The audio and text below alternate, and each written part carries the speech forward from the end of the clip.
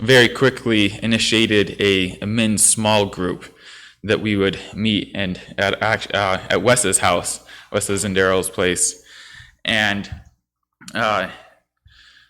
he's always been a great leader, someone that has been a good mentor, a good disciple to a lot of us, taught us a lot of lessons, taught me how to not just be a Christian and kind of keep it to myself, but how to actually practice discipleship and how to have the humility to open up. When I first was going to some of his studies, I was very closed off, and I was always struck by how open Darrell was with his life and his experiences and what he was going through.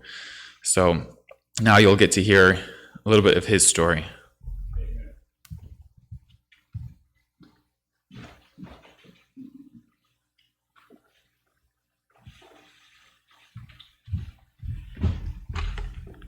You were right, I did have to lower that. All right. So I didn't really know that Michael was going to be introducing me today, but one interesting thing about when Michael shared his testimony about a couple months ago is his salvation story is virtually identical to mine. I thought that when he shared it. I was saved at about 5 to 6 years old. It was over a nighttime prayer with my dad. Every night before bed, my dad we would get on our knees over my bed and pray. And he would always ask me to invite God into my heart to save me and to have a relationship with God. So that's actually probably my earliest memory. I didn't have everything all figured out. I didn't understand it all, but I knew something was different. Like something was forever changed in me. So recently we obviously just came through Thanksgiving time, and I've never been a very holiday festive person or excited about holidays, but I did randomly think during Thanksgiving, okay, what are you thankful for? And it struck me this year that I'd say one of the biggest things I'm thankful for and that I don't want to take for granted is that my immediate family, my parents and my sister have a strong relationship with God. There's people that I pray for salvation of friends that me and Michael or me and Wes have that I want to come to see to Christ, and I'm very thankful that my family has always been walking with the Lord. I'd say probably my biggest blessing growing up has been my parents. My parents have demonstrated just what I would call just selfless love. They came from very hard backgrounds. They never really had a handbook of how to be parents, but they just loved me and my sister they always put our needs and desires above theirs. And that just really, the older I get, the more that's powerful to me, and that just means so much to me, because I've seen in other people's lives to where it's quite the opposite and it's a struggle. So another thing I'm thankful for and I don't want to take for granted is my parents. In terms of growing me towards God, it's really interesting is that they have very opposite strengths. If they're watching the video, they'll kind of know what I mean by that. But my dad is more of what I would call sets a huge example of biblical masculinity, of what it's what to be a man of God, to lead in prayer, to lead in reading, and to love and shepherd other people. My mom leads the example of just emotional control, self-control, and just can handle life's adversity and trust in God no matter what's going on. And she just is very strong. I've never heard my mom say a bad word or lose her cool or anything like that, no matter what's going on. And I'm like, man, that's what I need to strive for. Just real quickly, leading up to college, I was in a lot of, my dad was in the military, so we traveled all over the place. We were in one place for 2 years and then moved somewhere else. So I got to experience a lot of churches and just was always in church, always in Sunday school. And even more than that, my parents put me in Christian school when we moved here when I was about 13. So I was at Palm Bay Baptist Academy, which is a church, but they used to have a school. And then I went to Covenant Christian School, which is still a church, but they used to have a school that I think is now absorbed by Calvary. So I've always had a ton of Bible through my childhood up into my teens, and I'm very thankful for that. I wish I would have matured a little bit quicker back then and really appreciated it and dove into it, but I was, young and growing, so. And all of that led to me leaving in 2014 is where I left my parents' house and I left for UCF and went to college. Right here is, I think, where the bulk of my testimony really starts. When a kid leaves for college or leaves the house in general for work or whatever, that's where you kind of really, the faith is tested. Are they going to stay true to what they've been just at this point raised on, or is it really a part of their life? And usually the parents will see, okay, they will, stay true to the faith, or they'll kind of veer off, unfortunately. I can say my faith in God never wavered. I never had any doubts. I never had any desire to not walk with God. God was always very much a part of everything. A part of me. God chased after me. God was always there with me. So there was never any sort of temptation to veer off. However, I didn't pass this area with like flying colors. There's people here that have known me since those days, and they would throw their shoe at me if I said otherwise. But I never really dove too hard into a sin life, but I was always maybe 1 foot in things I should not have been in. I was very actively going to church, pursuing Bible studies, leading Bible studies, but there were things that I definitely should not have gone to. I should not, and on top of that, I probably led other brothers in Christ into things too that we should not have been. And a big one, which I'll talk about, is the small sins in that time of my life, like, thoughts, bad language, I became virtually numb to. If they weren't like really massive things that super convicted me, I kind of just, really became numb to them. Let's see, where was I? So yeah, I stayed in the church, and I stayed in Bible studies. During that season, I found myself in a lot of, obviously leaving my parents' house, and it was up to me to find churches. So I tried to stick with, non-denominational churches, and I found different small groups and churches through UCF. Either, they had campuses and churches, and then I actually was 5 years within a non-denominational evangelical church. So a topic I like to talk about here is the churches had a common denominator of something, of like what that I found, is that, and something maybe I could share with you guys who maybe don't know, who've been under Clarence's leadership for like 30 years, is that the evangelical church I have found, and it took me a long time to learn this, and it took me a long time to see the issues with this, is the church has become very much focused on being attractive and entertaining. It was a huge thing that it took me a long time to recognize it, but that's kind of what it's become. And in Orlando, and I don't want to completely talk too negative. I did find some great people in the leadership in these churches and stuff, but I would be dishonest if I wouldn't say it's got some major holes, and I think things that are very, very much unbiblical with the way the modern evangelical movement is going. When I say attractive, the main focus is being attractive and entertaining.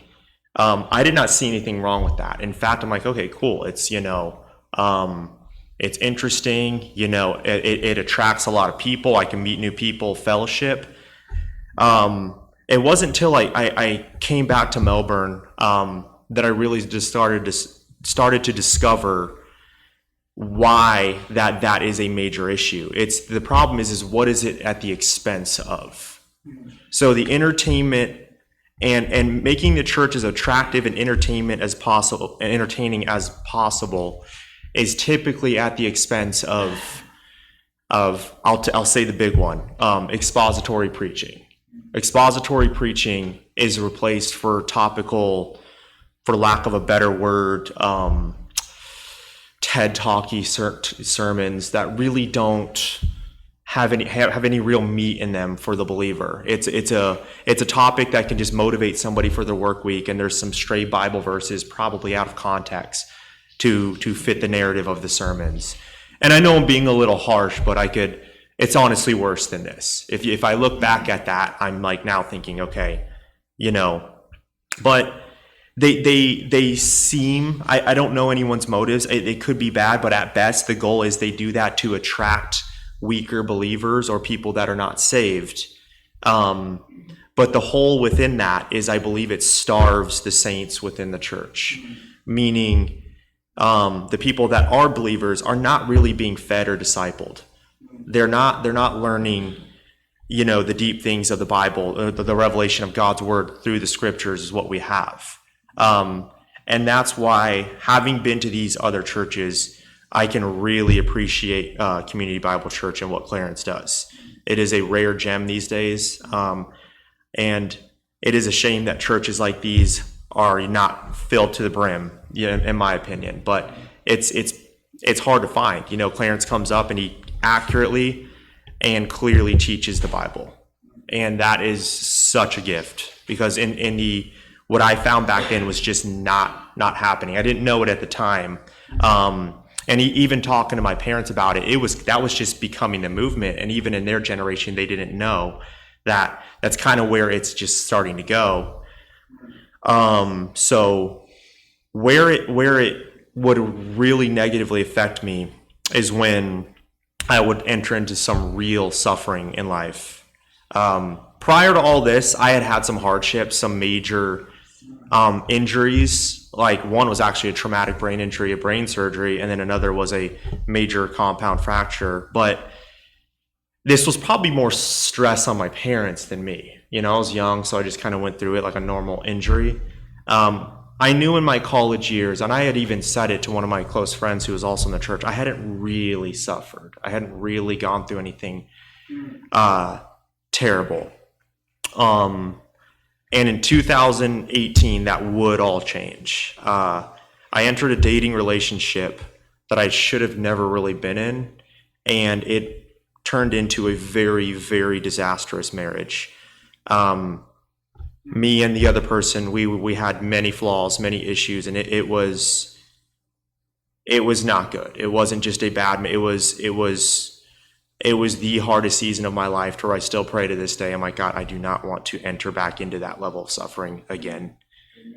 Even out of the marriage was very, very, very difficult. It didn't cause me to ever turn away from God. If anything, it pushed me towards God, but maybe not in the best way either, because in some ways I was extremely angry. I didn't have answers, and I wanted answers. And Michael and Wes sitting here, no, they knew me coming out of that marriage, and I was just really, really like, I need to know why. I need to know why God didn't answer these prayers, why God didn't save my marriage. And so a verse that stuck out to me in all of this was Job 38:3, and it sound kind of random, but it's brace yourself like a man. I will question you, and you shall answer me. So why that hit me so hard is that was Job. Job 38 is right after about 36 or so chapters of Job just wrestling with God as to why he's suffering. And there was something, I can't explain it, but the way God answered that is the way I felt God spoke to me, of like, God, I need answers. And God said, brace yourself like a man. I will question you, shall answer. Like, who are you to question me about anything? And it weirdly did give me peace, slowly, albeit, but it did give me some peace about what I was going through. And you know what? I didn't need all the answers. And I don't have all the answers to certain things that I've really questioned, and I'm okay with it. And I feel a lot better for it. When thinking about this topic here of the failed marriage, I was actually kind of debating how much I was going to talk about it. But interesting thing I found is that I don't really have a lot to say about it anymore. I don't know what that is. my friends who knew me through it, I mean, I could talk about it for days on end, and I'm sure I drove you guys crazy, but you guys were patient with me and took care, but now I'm just like, it's gone, it's done. I don't have all the answers, but I'm okay about it. The only thing left of that is I do pray for the individual I was with, her salvation. And that's about it these days. I don't really, I don't think about it. It's kind of, I really have to dig in to kind of really know what I was going through, thinking all the logistics of all of it. So, and final thoughts and things I am currently learning and working on. One big one I thought about the other day is sin is destructive. And I know that sounds very cliche, but the more I look through my testimony, is sin, left unchecked is just not good for the believer's life. It'll rob you of all your joy.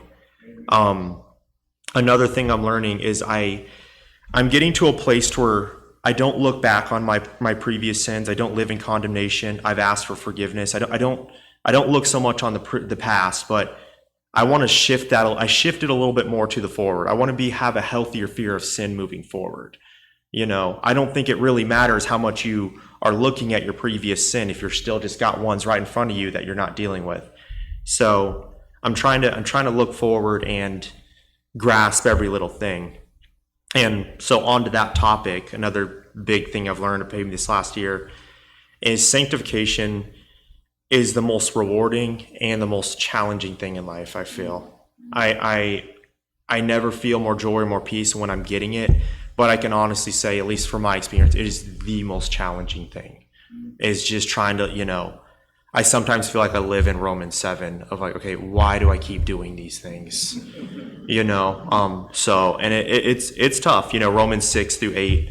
All of this I'm saying is probably just because of my study in Romans 6 through 8 is, the matter of sanctification and fighting sin and, we're saved and we're free from sin, but we still have our earthly bodies. The last 2 points of things I'm learning, back to the church.